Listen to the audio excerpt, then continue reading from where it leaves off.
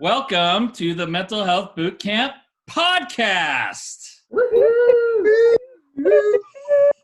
This is the podcast where 3 Canadian therapists, 1 American therapist serve you cutting-edge mental health knowledge. I am Dr. Ryan Howes, a clinical psychologist from Pasadena, California. I am Dr. Brooke Lewis, a registered clinical counselor from Vancouver, Canada area. And I'm Joanna Boyd, also a clinical counselor from the Vancouver area. Chris Boyd, a therapist from the Vancouver area. And for first-time listeners, I'm also Joanna's brother. That's right. That's right, everybody. We're here. 'Twas the week before Christmas, and some of us are looking a little festive there. They sure are. Yes. I missed the memo. I have knitwear on, but it's like office appropriate knitwear. Okay, that's good. Chris, as one of the founders of the Ugly Christmas Sweater, I would suppose you have a very nice repertoire there. So let's take a look at your ensemble. It's a pretty good one. It's got a little Scotty dog on here and lots of beads. Nice. Lots of beads. Yeah, a nice little number here. I like it. That's awesome. Looks good. Beautiful patchwork. That's lovely. Are you Thank an elf, Joanna? Yes. I have a sweater that has some reindeer on it, but nothing like an ugly sweater. But I have an elf hat that jingles here, so. Cool. Yeah. I love it. Well, So, Ryan, do you get to wear like ugly sweaters often, or is it just too warm? in Southern California, it's pretty warm for sweaters a lot of the time. It gets down, I think it's down in the 40s here, which is like, what, 4 degrees, 5 degrees for you guys, something like that?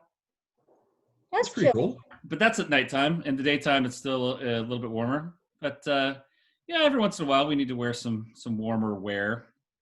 Or But, is it like ugly Christmas sweater ties? Would that be what's in fashion down there? I've seen a lot of T-shirts, actually, that have kind of an ugly Christmas sweater theme to them, which is kind of interesting. Totally stealing the idea. It's just a print T-shirt with weird stuff on it. But yeah, we get a little bit of that down here. That's great. Yes. I'm dressed as Santa Claus today. Well, Yes, not really. I have a Santa hat on. And that's because I get to give you guys a gift here, which is I'm going to do the ambush again this week. What? Do you believe it? Yes. But I had the perfect topic. We'll have to save it for another time. Double ambush. You were generous enough to give up that perfect topic because I have one that's kind of timely here. So the ambush, where one of us knows the question, the other 3 don't. Are you guys okay? You want to just dive in? Let's hear this ambush. Yeah, this is Do it. I'm intrigued. I've been pondering all week. What is it going to be? Okay, here's what it is. Ready? How can I manage my son's screen time? All of his homework is online. Can he just play a few hours after dinner, or is that a problem? So, managing screen time for kids, for teens. Do you guys have some expertise in that area? that is a good one. Ryan, are you asking this question? Because This came from a listener. I mean, it could apply to me for sure. Yes, that is certainly. That is a good question. this is a really hard one. It's hard to figure out and how to manage. And Yeah. And I feel like it impacts all of us in some way, not just kids. So it we all deal with this a little bit. We do. Oh, wait a second. Someone just came on to the podcast. that is another ambush. Oh my goodness. Holy cow. Hello. It's a Christmas miracle, everybody. If I'm not mistaken, that is Dr. Joe Dilley, a clinical psychologist from Sierra Madre, California, in the Pasadena area, and the author of The Game is Playing Your Kid, How to Unplug and Reconnect in the Digital Age. Well, shut up. No way. I shouldn't have said that, but Welcome, Joe.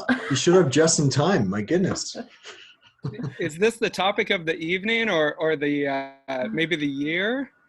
Oh my Yeah, gosh. exactly. It is certainly the Yeah. topic of the year. So yeah, I just asked these guys this question, Joe, and thanks for dropping in. Thanks for having me. Welcome. Let's Nice do to it. meet you. Thank you. Nice to meet you. I feel like I know you all already because Ryan has turned me on to this podcast, and I enjoy it and so appreciate what you're doing. Oh, Oh, good. that's Wow. great. Well, Thanks. thank you for listening. Yeah, Goodness. I'm glad we could be some of your technology time. Right. True. Good point. Yeah. Here you Well- are. Okay, so let's figure out what this topic is all about, and we'll go into. So someone writes in and says, "How can I manage my son's screen time? All of his homework is online because everyone's doing school online down here at least. Can he just play for a few hours after dinner, or is that a problem?" So we just have general screen time sorts of questions, and gosh, what a miracle that you're here to help us with these, Joe. Well, oh boy, I'm gonna give you my best from working on the front lines, on this issue all year long in particular, but really it's been a few years coming, because even before distance learning, that was the big question. A lot of Johnny's homework is online anyway. How are we possibly going to limit how much screen time he has? And so that was already pressing, let alone now when everything is virtual. So I'd love to hear what you all think as well, but a couple of the guiding principles that I try to offer in my practice and that I think are consistent with good structural family therapy would be considerations like, okay, how big of an issue is it already? Because if, a certain student is not having a huge problem, but they're sort of wandering off of school websites and onto YouTube or something like that, well, that sounds a little bit like any functional adult. And so we may not be doing a whole lot to modify their homework modality compared with a student who is, overusing or misusing screens already.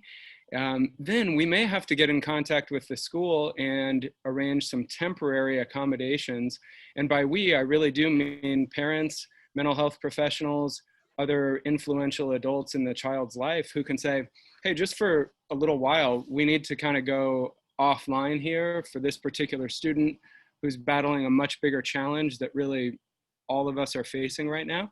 And so we need to go back to kind of paper and pencil. There are numerous ways we can do this, where maybe we screenshot the assignment after it's completed and the parents send it in.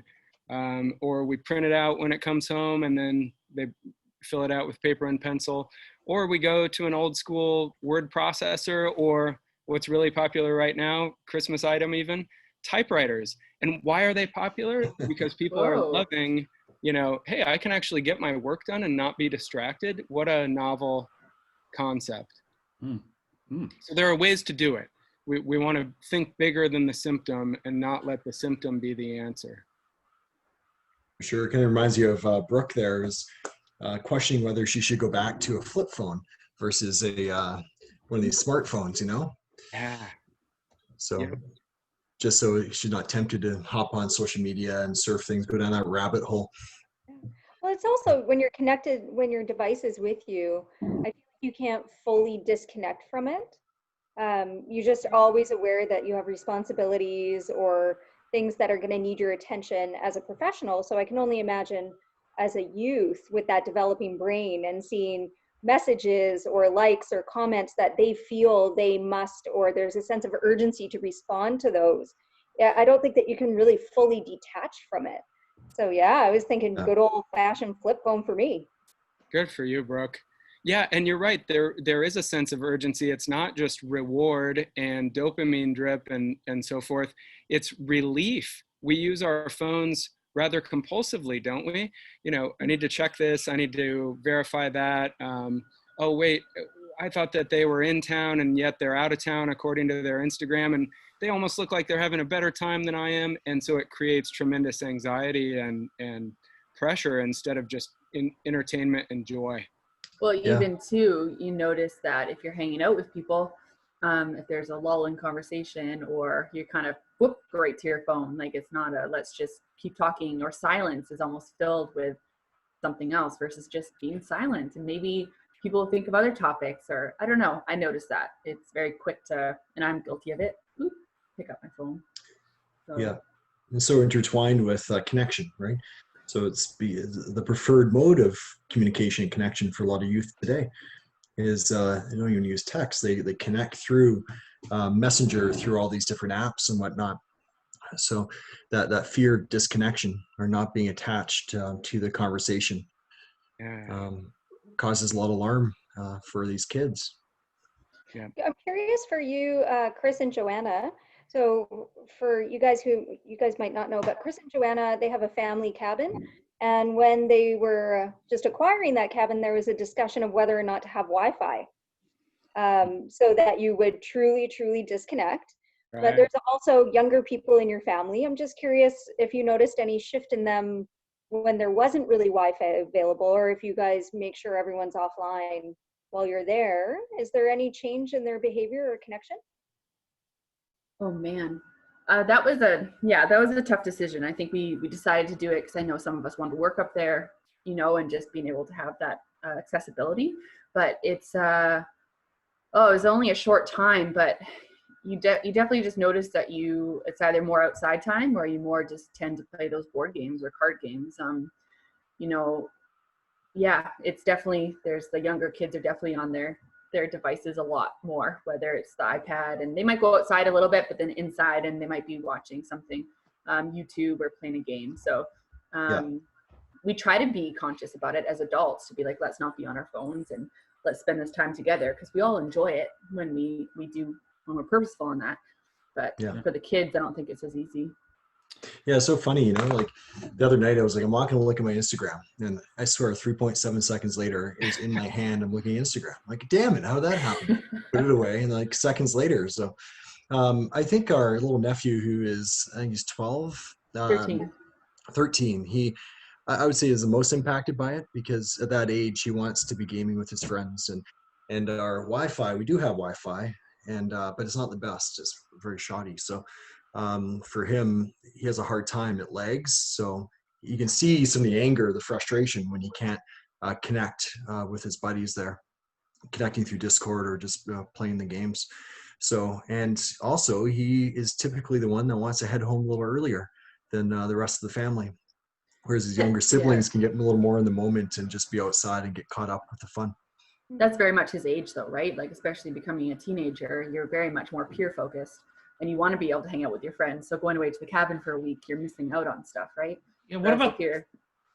Yeah. I was just going to asking Joe that same question. I mean, when you wrote your book a few years back, I think online gaming was a big deal already, but now it's that's the only thing. It's the only game in town, right? And so there's such a big draw, and this is an argument that I get from my kids sometimes, like, but this is where my friends are, especially during the pandemic. This is where my buddies are. They're all on.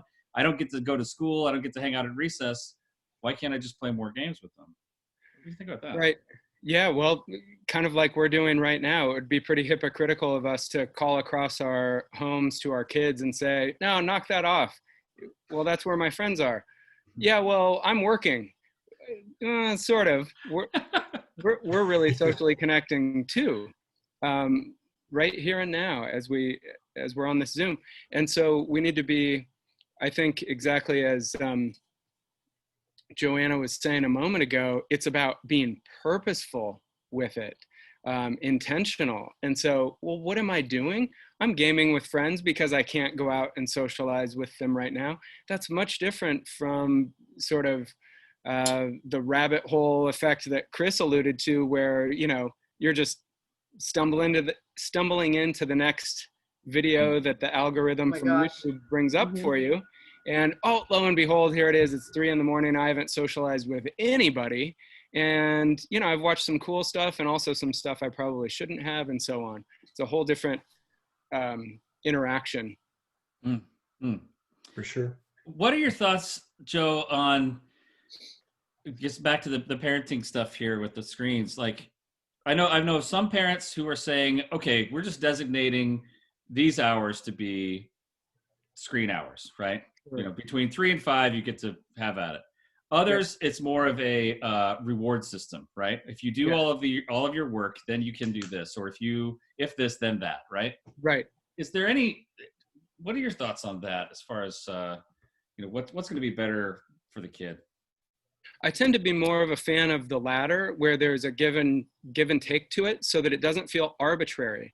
So if we were all just kind of going by the initial, I think the initial recommendation from pediatric associations in the States was like, okay, 2 hours of screen time max.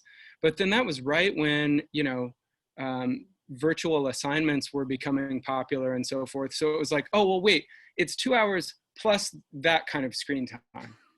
And so all screen time is not created equal. And so what we need to look at are things like time spent, sure, but also content accessed, motive for accessing content. Is it escapism, or is it joy, or is it academic ambition?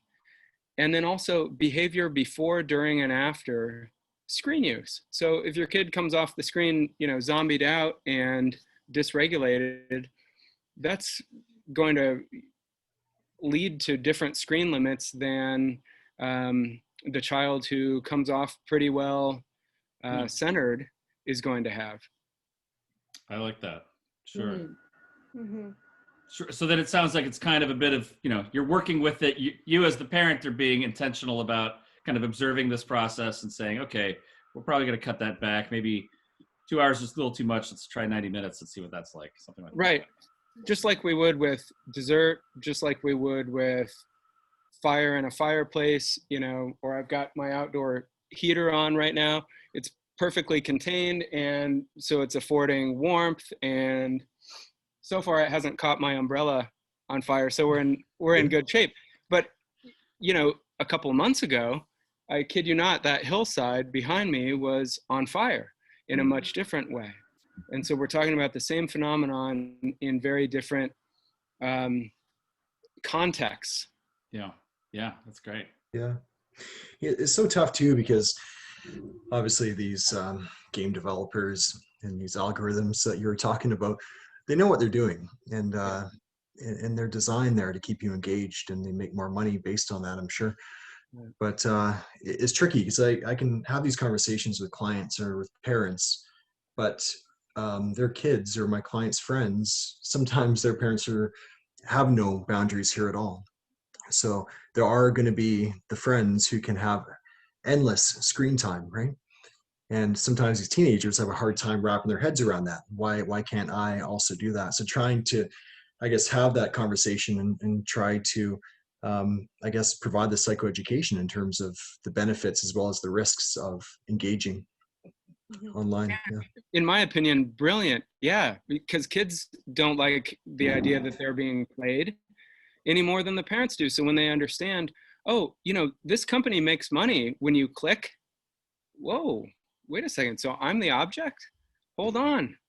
That goes against all my agency and advocacy or autonomy, self-advocacy, that kind of thing. And we can really appeal to their appropriate desire for independent thought and conscious action and free will. That's good. So that's what you would focus on and emphasize on. Yeah. I would, because it's not so different from back when the main challenge was something like curfew violation or can't I go to that unsupervised party. There were always those parents who were like, no limits. And, and so parents who had limits had to come up with ways of explaining why they've developed them and why they're implementing them and why it's not arbitrary and why they follow them themselves.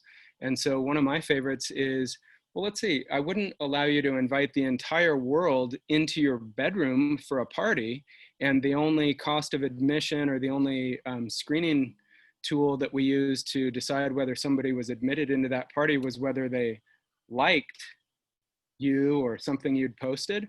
I'd be crazy. So no, I'm not comfortable with you having a device that can access the entire world up in your room unsupervised.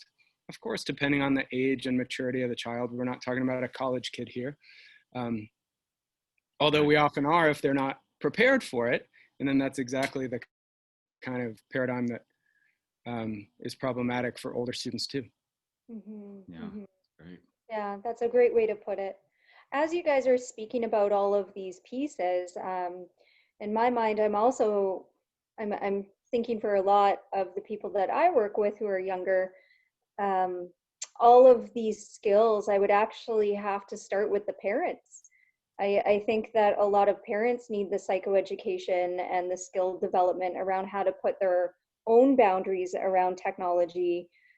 Because I think the generation, and I don't have anything to back this up, it's all speculation, but I think the generation of parents right now for the preteens and teens are the people that were kind of more college years when technology entered their lives, before we had research on what is that technology doing to us, how is it addictive, how do I put boundaries on this. So there was like the flood of technology without any limits, and now we have to learn how to do that for ourselves as adults before we even teach those skills to our children. So it is a family context here too.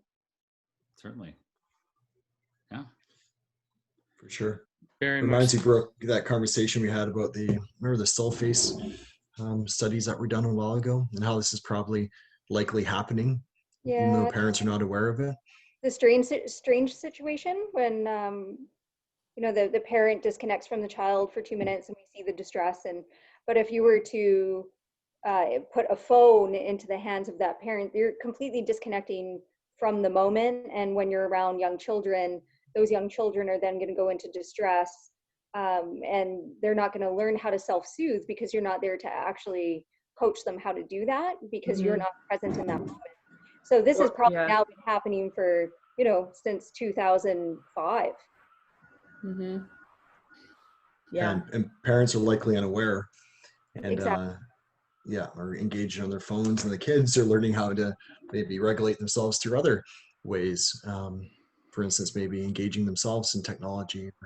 Yeah. Or there's the kind of like mom, mom, mom, mom. Yeah. And then by the time the parent pays attention, the kid's yelling at them, and then the parent reacts to that sometimes. And it's like, but you're just, it's just almost like builds off each other a little bit.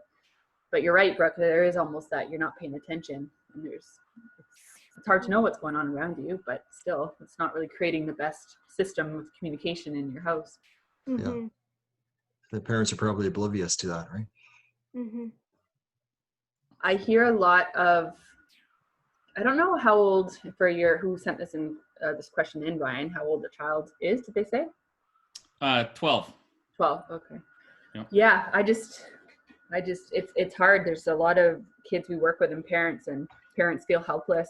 And there's just that lifeline, as they say it. It's their way of connecting with friends. And so you take that away, then they go into a distress mode, or you feel like they're taking away their connection with people. And that's just such the thing you hear all the time.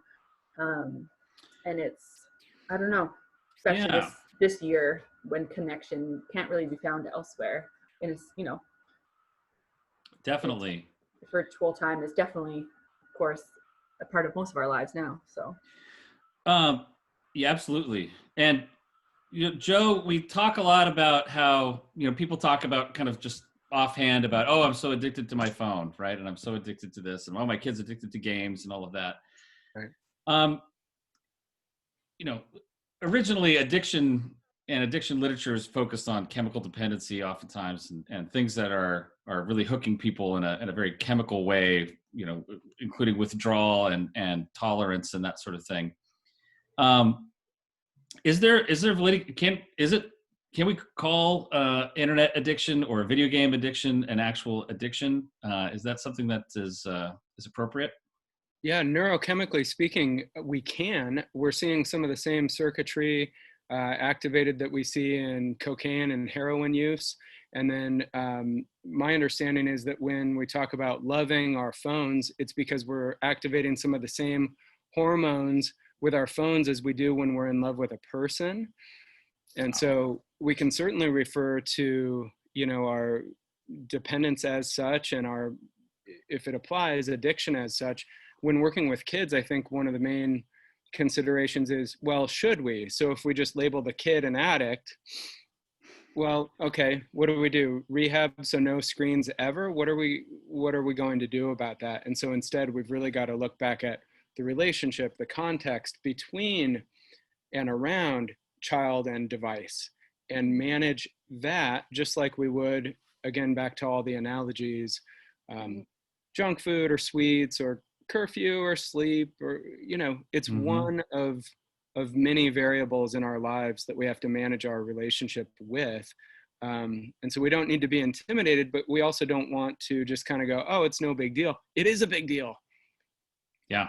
Yes. And speaking to that sort of addictive components, I've known many folks who've talked about leaving their phone at home for a work day or something like that, and just the panic that comes up and the constant checking. Where's my phone? Where is it? You know, Right.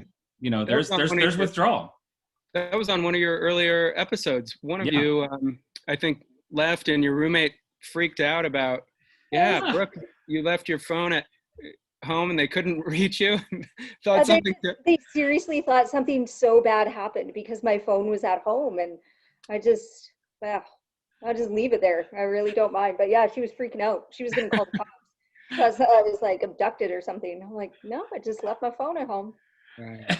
Everybody, we found our listener. Joe's our listener. He's listened to our podcast. Yes.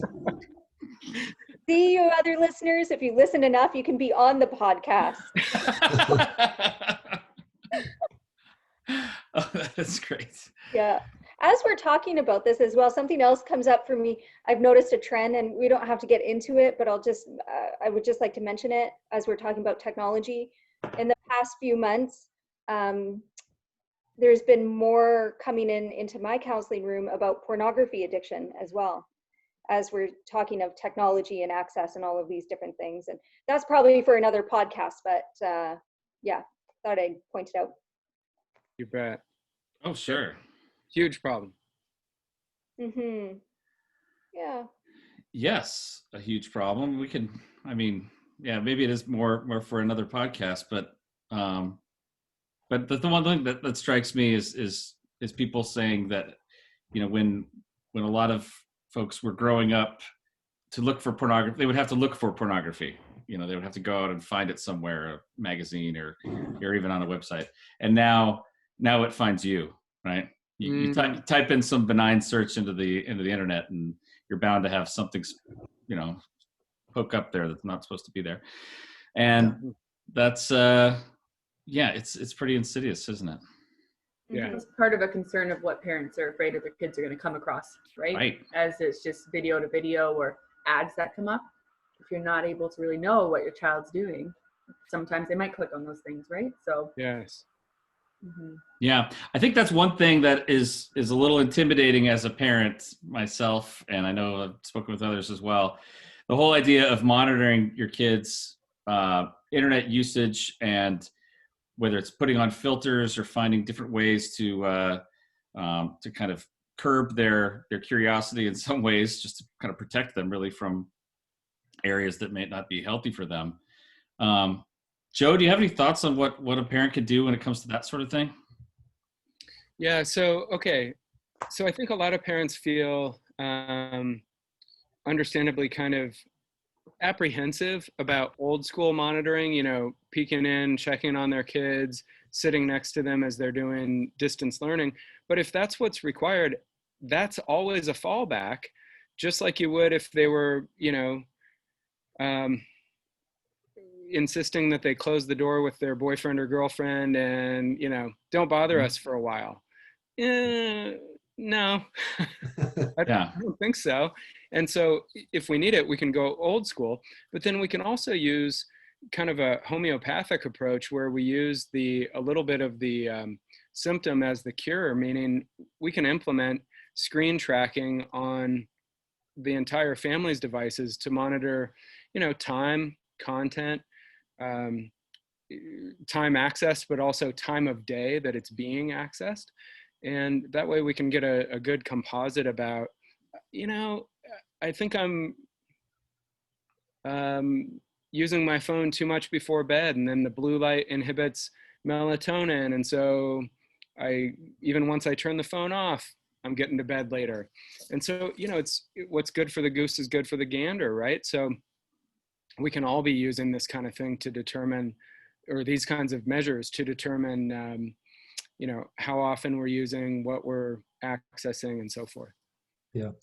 I actually had a session today, and parents and a teenage girl, and talking about how the Christmas break is going to go. And the mom brought up the whole idea of having no screen time, or having days allocated where there's no screens at all. So right now, the Sunday is a no screen day, and she wanted to add another day. And both the dad and the daughter were like, what, the second day? But the way the family approaches it is they're all in it together. So kind of, you know, highlighting what you're saying there. And the really cool thing happens, though, is when the dad and the daughter both have no screen time, they actually do things together. So they go out for bike rides or walks and play games together, right? So Right. I like that all for one for all approach when it comes to screen time. Not the, you're the teenager, do as I say, not as I do. Yeah. Huge. So important. Yeah, our children will definitely copy what we do more than what we say. Yeah. We really have to lead by example, right? Right. Yeah. So true. So true. You know, it's funny, screen time, pulp culture has paid dividends in terms of my therapeutic work, and it's been amazing for building a rapport with clients. So have you know, kids come in, they say they play Minecraft, for instance, and I decided to check out that game. And to be honest, I still play it probably a couple times a week because it's kind of fun, it's relaxing. Yeah. But if you speak the lingo a bit, you know, and understand what they're interested in, then it can create a lot of dialogue. And you start to see, first off, what they're curious about, as well as there's a lot of patience and persistence and teamwork that goes into various games. So you can start to, you know, maybe highlight those attributes and try to focus them on other aspects of their lives. So it can lead to some great conversation versus pathologizing it and saying, oh, if it's a game, I don't want to hear about it. You know, instead of vilifying screen time in games, I think that can work against parents. Mm-hmm. Mm-hmm. Yes. Chris, I think that also wraps around to what Joe was saying earlier about the setting the intention or it being purposeful. So if your child's playing a game and then the purpose is I want to learn more about my child, yeah, I think it kind of all circles back there a bit. For sure. Yeah. Yeah, we're not talking about an abstinence model completely here, are we, Joe? I mean, you kind of recognize that people, that game screens are going to be a part of people's lives, especially the younger generations, and it's more about learning to moderate and find a healthy way to do that than just saying no all the time, right? Right. Right. Yep. It's pretty critical. I don't think it's realistic for very many, if any of us, to just go, yeah, we're screen free completely. That's going to be a tough road. So I gotta tell a little side story here. If you guys didn't know, Joe and I have been friends for a while, and we've been friends and colleagues for several years now. And I was able to read the Game is Playing Your Kid before it came out even, and really loved it back then. It's been several years now. But I remember after that, I looked up when I was in a restaurant one time, and I was with my kids and my wife, and my kids, we were waiting for the food, and my kids had my phone, and they were playing a video game on my phone.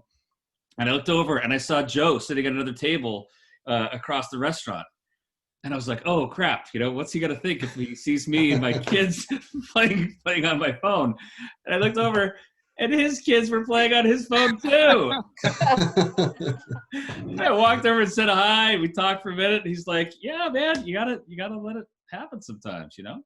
Yeah. Gotta let it happen. And you gotta, it's all about the timing, right? So if that's in the middle of the meal when they haven't eaten, no way. Right. But if it's, hey, you've done a nice job comporting yourself and participating as a family, sure, do that while we're waiting for the check. Your mother and I will actually, you know, have a conversation. Yeah. Exactly. Yeah, I like that about a lot of your advice here and the way that you phrase things, Joe.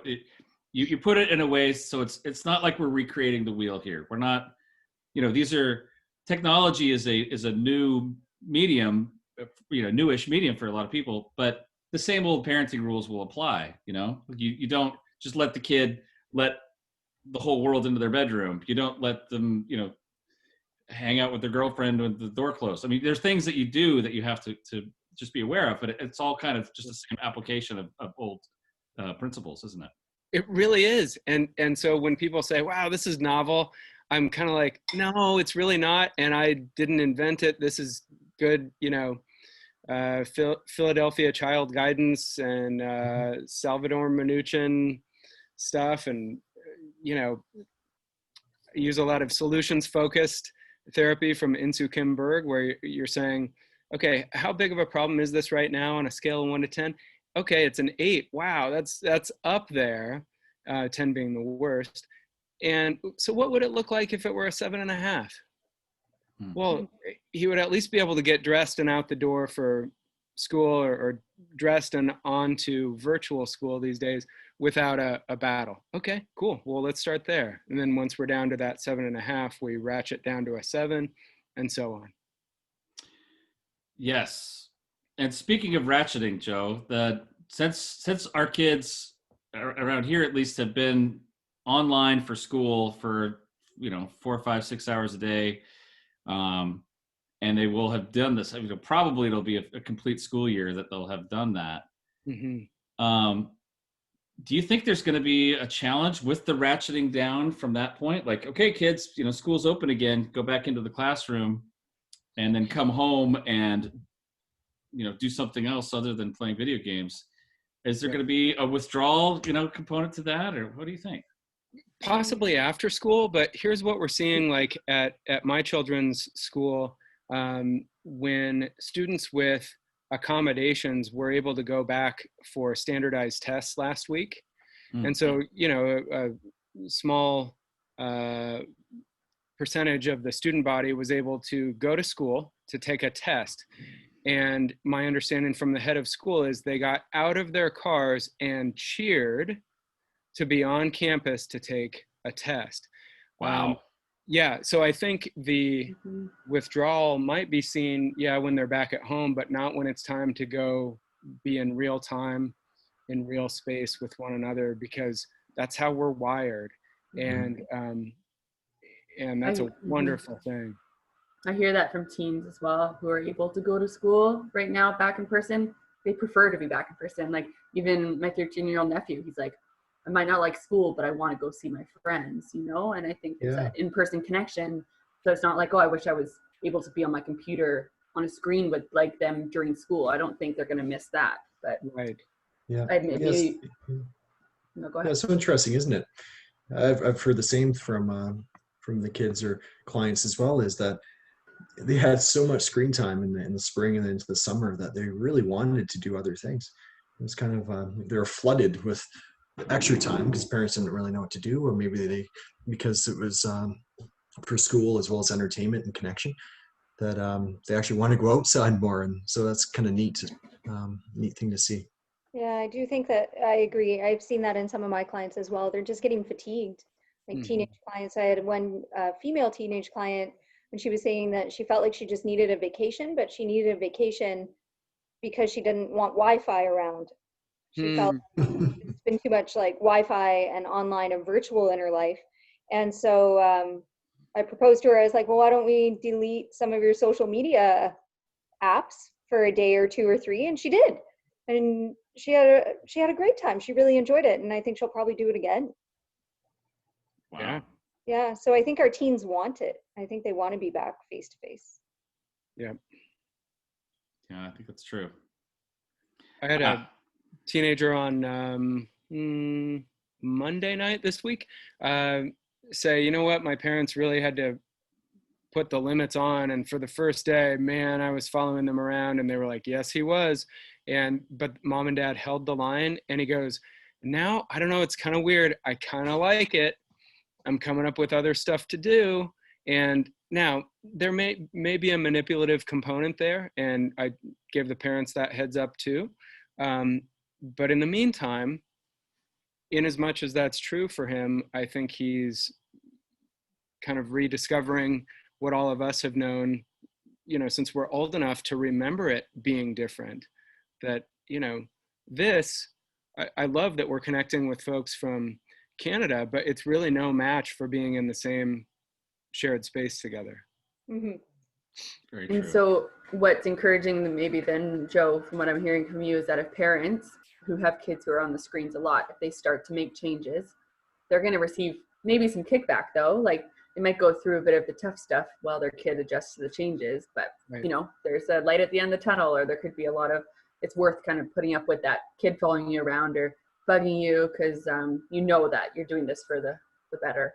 I suppose. Yes, very much so. There's been a lot of talk this year about the benefits of boredom, right? About the idea that allowing someone to be bored for a while is actually great fertilizer for wonderful ideas and wonderful creations and all of that. Like let that boredom happen and see what sprouts, you know? And I've seen that with my kids quite a bit. And just saying, no, we're not doing any screens for today. And we come up with games, we come up with drawings, we come up with all these different little exercises that we're doing that's really a lot of fun and memorable, you know? And that's another piece of this. So much more memorable than that day of just sitting in front of the screen all day. There's no real joy or memory from that, you know? Yeah. You know, Ryan, I commend you on your creativity as a parent as well, you know, coming up with all those games. And I think you had a lot of fun there with the kids and they really embraced that, right? All the challenges and we did that you set up there. Joe, this summer we did something called I called it Amish hours, right? Just meaning these are just big chunks of because it's summertime, the kids weren't in school, and it was basically the whole school day of time where they didn't have any access to electronics, and so we had a bunch of little tasks like something creative, something exercise, you know, something to clean up a bit in the house. Like the Amish would without the use of electricity, right? Right. And the kids actually really liked it. They kind of looked forward. What's for today's Amish hours? They had a lot of fun with that. Right. So it's kind of fun. Yeah, it's organic, requires something of us. If necessity is the mother of invention, then yeah, we're going to get creative when we need to be creative. And if we don't need to be, Right. That's exactly right. Hey, Ryan, I remember years ago you talked about how you would have video game day would be Saturdays, and you guys had, is that correct? Yes. And you'd have you'd go play with the boys, and it would be a special time once a week, I think. Yep. So you kind of had that, and it was pretty, you had your boundaries. How did you learn, or how did you see your shift from that to what happens now with the boys, and, you know, what kind of influenced your decisions as a parent of how to figure out giving them the time with the screens during the week? Or yeah, that's a good question. That time the kids were a bit younger, and it was funny because we had a basement in my house that was really tiny, probably 8 feet by 8 feet. It just had barely any space in there at all. It had this little like 20-inch screen, little TV, and an old PlayStation that I had, like a PlayStation, first generation PlayStation. So we would, and Saturday was kind of great. We're going to go and we're going to play that. And then me and my boys would go downstairs into this little dungeness basement, and we'd play. And then the door would be closed, and that was it for the rest of the week because we just never went downstairs other than that.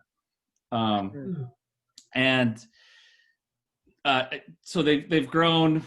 We moved from that place. There's no more basement any longer, but it's changed to more of the kind of token economy thing that we were talking about before. It's like, okay, if you get some, you know, if you kind of do your work for the day, you get your chores done, and you get have some decent behavior during dinner, then we can play for a while. And that's sort of what it's evolved to at this point. And yes, I get all of the questions about, well, my friends, and this is my social time, and if schools require me to be on screens all day, why can't I play? And I just see that as, it's limit testing. I mean, they're just protesting. That's their job, is to push the limits. It's my job to hold the limits as a parent. So we just play that game a little bit, and they get to play their games when they kind of have earned it. That's awesome. Yeah. you found something that really worked for you, so that's good. Seems to work. And I try to play video games with my kids once in a while, and I'm shocked at how much better they are than I am. I thought I was pretty good. I'm really not that good. Yeah. Yeah, I think Joanna and I can still beat our nephews at Mario Kart. That's all we got. Yeah. Just Mario Kart. Otherwise, if I played anything that my nephew plays, he would just slay me. So Yeah. I need to make myself feel better by being like, how about Mario Kart? Then we'll see. There we go. So guys, we gotta bring this to a close. Joe, being a bit of a Santa himself, has decided to gift our listeners with a special code that will help them access his book, The Games Playing Your Kid, for cheap. Right, Joe? Yeah, so you can always get, ebook or paperback on Amazon, but you can also go directly to the publisher by going to my website, which is don'tgetplayed.com. And then if you click on redeem your coupon code, appropriately for this podcast, your coupon code is LACE UP, and that will, no spaces or anything, all caps, and that'll save you 20% or something. And yeah, check it out, see if it's a good augment to your practice. I actually had a young man in the waiting room when it first came out, flipping through the copy at our office, and he held it up and announced to his mom, "Mom, you need to read this because it's fair." And that's exactly what this approach is supposed to do. It's supposed to be fair to parent and kid. That's the best testimonial ever. Holy smokes. Yeah. That's awesome. Really is. That really is. Did you do an audiobook as well, Joe? I've recorded it, but I have not had it edited and, finalized. So it's in the works, you could say, but that's been a long time coming. So did you record it, Joe? Yeah, I did. I love it. I'd love to hear your voice. I want you to read to me for 11 hours. That'd be awesome. I was thinking the same. You mentioned our friendship, and I have to brag on Ryan for a minute, and then, you can post-production edit this out if you don't want it, but we're sitting down for lunch a few years ago, and Ryan goes, there should be a day for our profession. We've got, this day and that day. There should be a National Psychotherapy Day. And I go, well, yeah, totally. Of course. What a great idea. And I'm thinking in my head, well, that'll never happen. I'm going to say 6 weeks goes by, and our local psych association gets this wonderful announcement from Ryan that says, "Hey, just announcing, if anybody wants to be a part of our volunteer effort to coordinate the first ever National Psychotherapy Day." I still don't know how he orchestrated a day, but it's in the official, what is that, like the Book of Days? Yes, there's an official book that has all the official days in there. We're in that. That's great. Yeah, so that's awesome.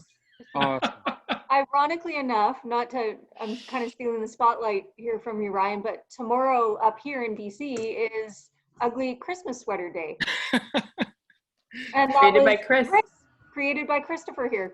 So we have a lot of days. People who days in this group. We make a lot of days. Yes, that's great. I see a connection. What brings you in? My wife was wearing the ugliest Christmas sweater. That's great. Look, awesome. Joe, we thank you so much for bringing your expertise and your humor and your wisdom to us today. Thank you so much for that. Thank you all. Yeah, thank you for joining us. What a wonderful treat. podcast. Keep it up. Thank you, guys. Absolutely. We will keep it up. Thank you for being also, Joe, you made it. Maybe you know this. Maybe I told you this. You're our first guest ever. So number one. Did mention this. I'm super honored. Thank you. Yes. Thank you. Awesome. Okay. Well, we will sign off for now. So that's it. So if you have an inclination, like and subscribe on Apple, Google, Podbean, Audible, or YouTube. Send your questions to info@mentalhealthbootcamp.com. Visit us on Facebook or Instagram. Tell a friend. Visit Joe's book. Get Joe's book at don'tgetplayed.com. This is Joe Dilley from Los Angeles, California, Sierra Madre to be specific. And that's it, everybody. Merry Christmas and good night. Merry Christmas. Bye, everybody. Christmas. Bye. Beep, beep, beep.